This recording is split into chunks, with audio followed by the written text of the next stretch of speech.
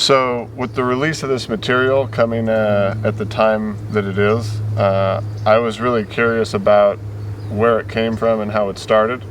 And we had a camera here, we had a mic here, so I thought I'd put them on the spot a little bit, and here we are. So there it is. There it is. How did this begin? I'd say really the point I would identify as the starting point is when Eric and I were at the Inosanto Academy with the After Midnight group. And Eric had a background distinct in certain important respects from most martial arts people. He had played defensive end for Columbia University football, not an outstanding team. He jokes about how they were the last team to win a game before Columbia went on to the longest losing streak in college history. But nonetheless, to play defensive end would put him at considerable variance from the experience, the nature, the level of contact with which he was comfortable compared to the typical Filipino martial artist of the 1980s. We're looking at about 1985 here. And he had also played lacrosse.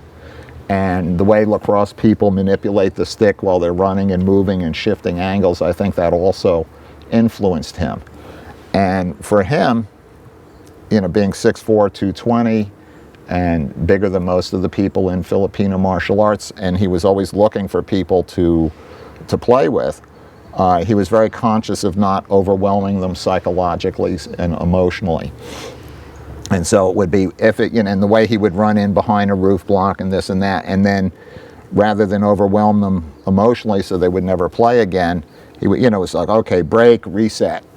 But as we were at the Inosanto Academy with the After Midnight group, we developed a rowdier bunch of people. And so we had people where the grappling wasn't psychologically intimidating. We didn't know what we were doing. This was well before the Brazilian Jiu-Jitsu revolution.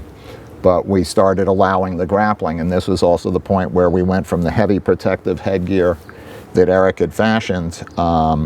There's one night that Mark Sandin, later to be Puppy Dog, he was just coming in using the headgear kind of as a helmet and smashing, just ignoring shots to the head on the way in. And so I reached up on a shelf, and there were some old pre-Ralph Nader fencing masks up there, and put that on him, and we all started wearing the fencing masks at that point, and we learned to protect our IQ.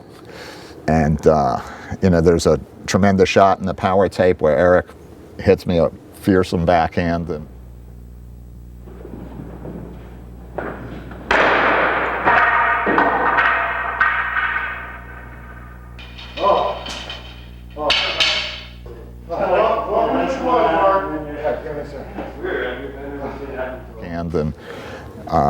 and these are first-gen masks. Yeah, right? these are first-gen masks. Screen door around your head. Exactly.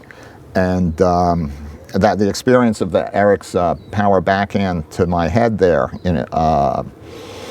has always left me thinking very carefully about the art and science of protecting one's head. And so a lot of the material that I've worked on since then has been with that idea in mind, as the importance of protecting your head. Even though the masks are heavier now, third or fourth generation, and there's many areas where it's almost helmet-like. There's other areas where you can drop somebody. That influence, the influence of that experience remains with me. And also as research continues to evolve and we're more conscious of the consequences of blows to the head, the stuff we've seen in the NFL and in hockey, and our soldiers who've had bomb blasts and things of this sort. So we have threads on our forum where we try to do our best to stay on top of the research so that people understand what they're risking. Yep. It was at this point that we evolved in the After Midnight group to the grappling was allowed. And was sort of as we got into the Dog Brothers started in 1988. We had the Rumble at Ramblers, and you see grappling there, but it remained clueless. I had heard of the Brazilian of the Gracie Jiu-Jitsu in the mid '80s. My last year with Paul Vunek, he had started with them and wasn't ready to opened the door for anybody else. So when my friend at the Inosanto Academy, Chris Howder, who's with whom I now train, he's a 5th degree black belt under Higgin. He and I were paired up one night during one evening seminar with Eric Paulson. Eric Paulson, I think if I remember correctly, was training with both Rickson Gracie and Yuri Nakamura at that point. And so at this point, the martial art world, except for the grappling portion of it, really just didn't realize that grappling existed. But I recognized the importance of this, and I had a lot of respect for Chris.